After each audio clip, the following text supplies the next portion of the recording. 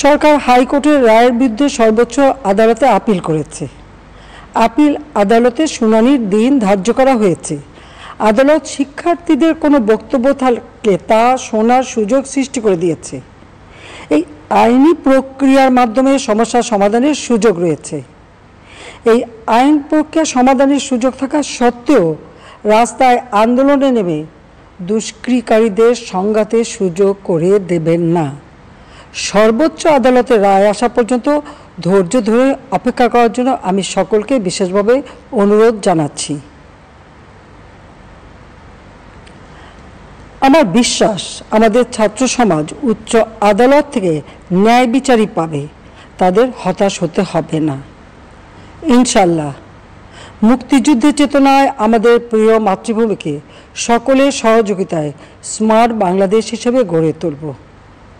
আমি আবারও এই অনাকাঙ্ক্ষিত ঘটনায় যারা নিহত হয়েছেন তাদের জন্য গভীর দুঃখ প্রকাশ করছি এবং পরিবারের সদস্যদের প্রতি আমার সমবেদনা জানাচ্ছি।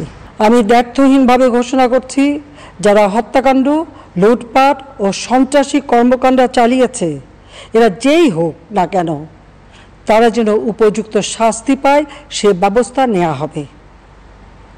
আমি আরও ঘোষণা করছি, হত্যাকাণ্ড সহ যে সকল অনভিপ্রেত ঘটনা ঘটেছে সুষ্ঠু ও ন্যায় বিচারের সাথে সে সকল বিষয় বিচার বিভাগীয় তদন্ত করা হবে। কাদের উস্কানিতে সংঘর্ষের সূত্রপাত হলো, কারা কোন উদ্দেশ্যে দেশকে একটি অরাজক পরিস্থিতির দিকে ঠেলে দিল তা তদন্ত করে বের করা হবে।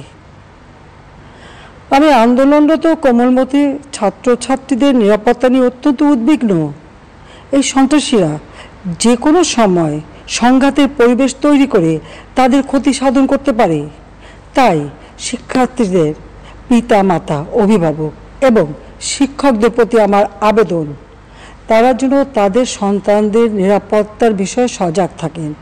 একই সাথে সকল শিক্ষা প্রতিষ্ঠানের ছাত্রছাত্রীদের নিরাপত্তার বিষয়টি বিশেষভাবে নজর রাখেন।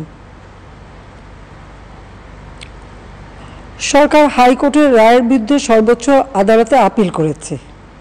আপিল আদালতে শুনানির দিন ধার্য করা হয়েছে।